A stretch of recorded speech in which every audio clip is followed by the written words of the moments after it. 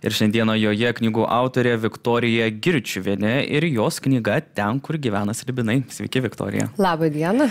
Labai smagių pavadinimų jūsų kūrinys ir aš iš karto noriu pradėti nuo įdomybės, kurią suradau apie šią knygą, ar ne, kad pagrindinis herojus patenka ne į magišką pasaulį, bet iš jo sugrįžta į mums įprastą, ar ne, ar keliauja į mums įprastą. Tai labai įdomus faktas, žinant, kad fantastinėse knygose, ar ne, dažniausiai atvirkščiai viskas vyksta. Tai kaip čia viskas atrodo? Tai taip ir atrodo.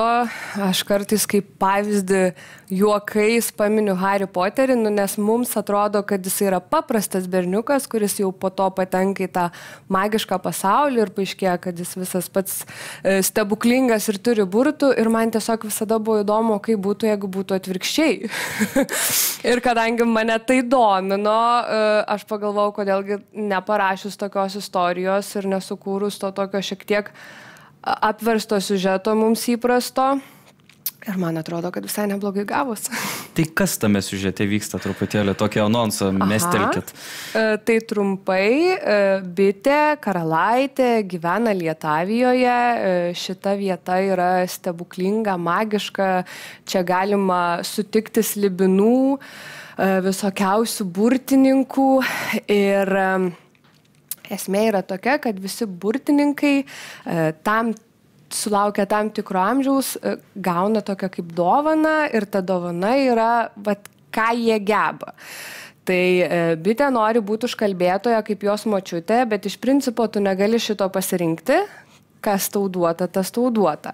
Bet ji vis tiek tiki, kad ji gali tą lemtį kažkaip suvaldyti ir padaryti taip, kad ji būtų ta užkalbėtoja, tačiau yra Lietavijoje paslapčių ir kabliukų ir jos tėtis, valdovas, labai tam priešinasi.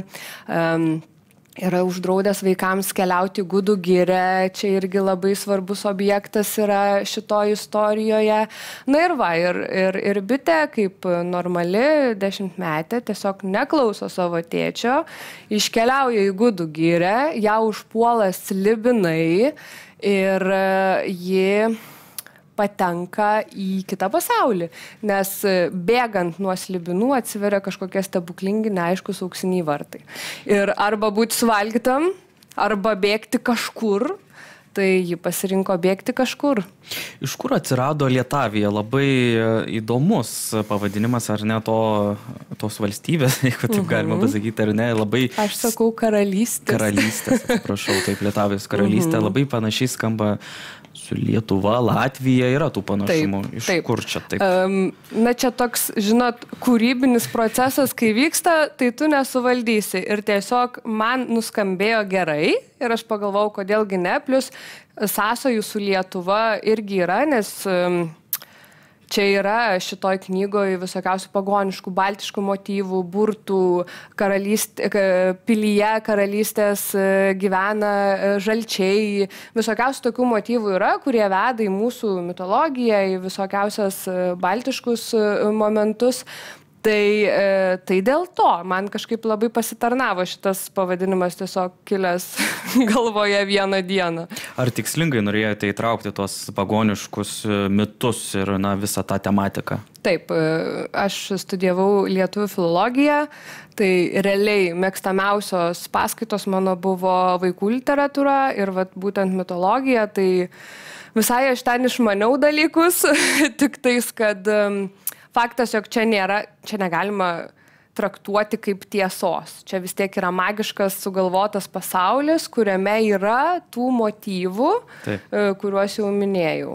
Ką apskritai šiuo kūriniu norėjote parodyti, papasakoti? Koks toks tikslas, ar turėtų išsikėlus? Ar tiesiog pasileidote į tą kūrybinį procesą, kūrybinį pasaulį, Lietavijos karalystę ir žiūrėjot, kaip viskas išeis? Pradžiai tai tikriausiai ir buvo viskas taip. Šita knyga šiaip jo idėja atsirado prieš 6 metus, tai čia iš tikrųjų toks jau padirbėta ir pagalvota nuo labai labai seniai.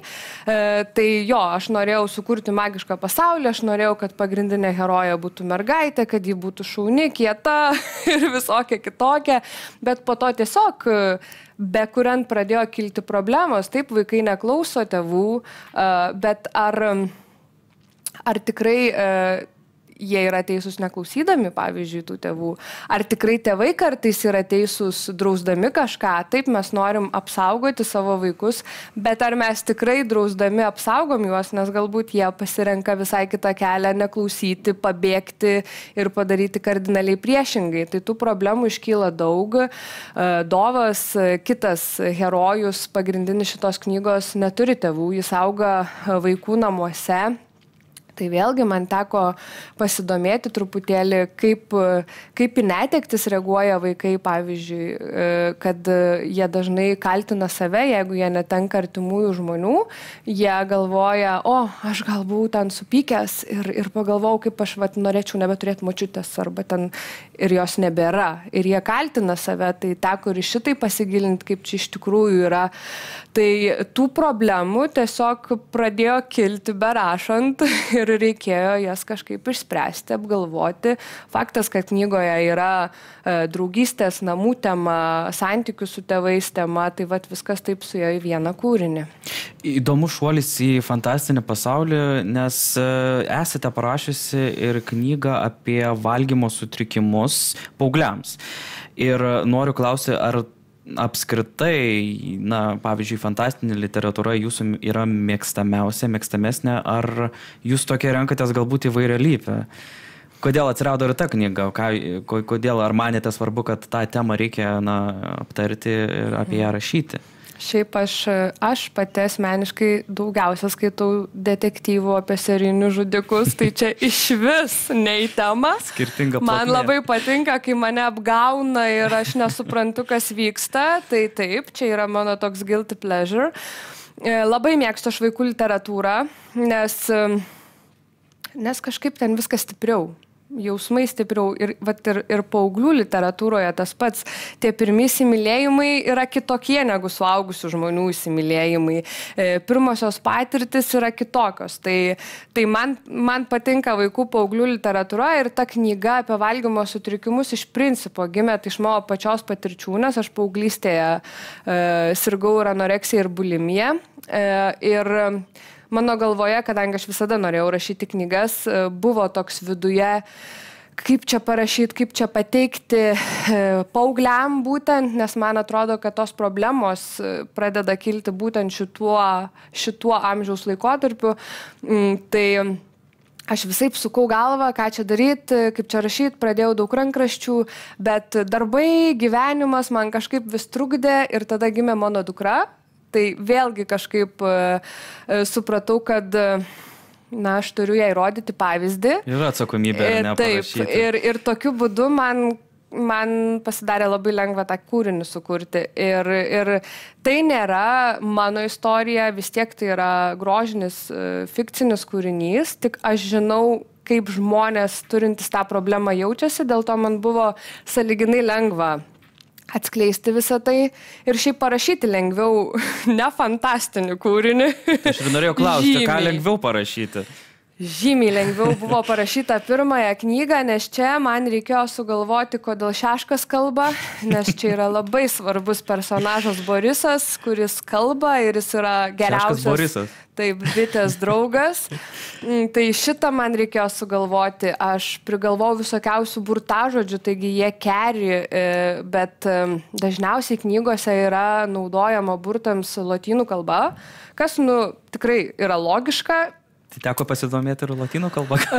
Ne, aš kažkaip pagalvojau, jog aš turiu daryti ne kaip visi, nes tai jau bus neįdomu, nes vėl bus tie patys lotyniški žodžiai, tai aš pasinaudojau prūsų kalbos žodinėliu ir mano visi burtažodžiai, slibinų pavadinimai yra adaptuoti.